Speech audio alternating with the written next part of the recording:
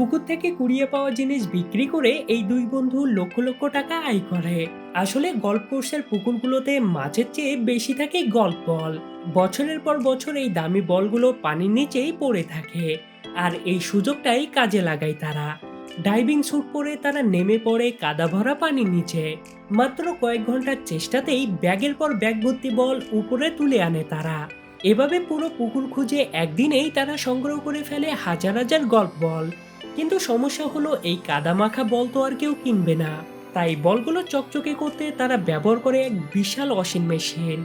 চোখের পলকেই ময়লা বলগুলো একদম নতুনের মতো হয়ে বেরিয়ে আসে। এরপর কোম্পানি আর মান অনুযায়ী বলগুলো আলাদা করা হয়। যেহেতু তাদের কাছে শটিং মেশিন নেই, তাই এই কাজটা তারা হাতেই করে। সবশেষে এই চকচকে বলগুলো বাজারে অর্ধেক দামে বিক্রি করে দেওয়া হয়। আর এভাবেই কুড়িয়ে পাওয়া জিনিস থেকে এই দুই বন্ধু কামিয়ে নিচ্ছে লক্ষ লক্ষ টাকা।